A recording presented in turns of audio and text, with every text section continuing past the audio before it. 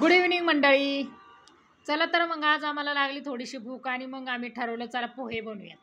पोहे बनवण्यासाठी मी गॅसवर ठेवली कढई, टाकलं तेल. तेल तापलं की टाकली मोहरी आणि मग दिलं जिरं. दोघांची झाली फोडणी. लागले दोघं डान्स करायला.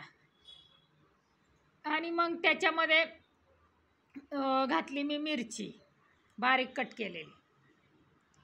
मग मिरची घातली की मग जरासं थोडं तिखट पोहे आम्हाला लागतात म्हणून थोडी जास्त मिरची घातली. आणि मग त्याच्यामध्ये हळद घातली. आणि मग दोघांना चांगलं घेतलं एकजीव करून. तोपर्यंत कांदा कट केला, बारीक कांदा चिरला आणि मग कांदाही टाकला. कांदा चांगला भाजून तेलात परतून घेतला. चांगला त्याला घेतला परतून आणि त्यात राहिले शेंगदाणे टाकायचे.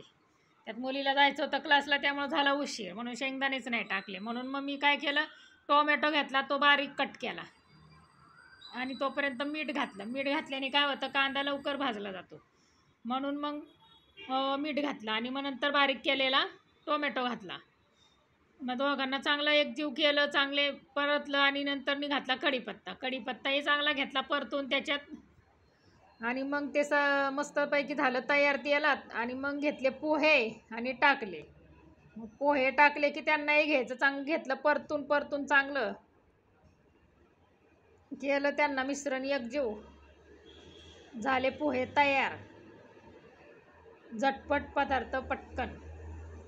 आणि मग हलवलं, चांगलं मिक्स केलं आणि मग घेतलं प्लेटमध्ये घेतलं मग वाढायला. तोपर्यंत कोथिंबीर घातली, थोडीशीच घातली कारण कोथिंबीरचं बाजार खूप कडक आहेत, त्यामुळं मग थोडीच कोथिंबीर घातली. आणि प्लेट घेतल्या, त्याच्यात टाकले पोहे, दिले पोरांना खायला. कसा वाटला तुम्हाला आजचा माझा व्हिडिओ तर मला कमेंट बॉक्समध्ये नक्की सांगा. आणि माझ्या चॅनलला जर सबस्क्राईब केलं नसेल तर प्लीज सबस्क्राईब करा, लाईक करा, शेअर करा. Bye bye, Tata.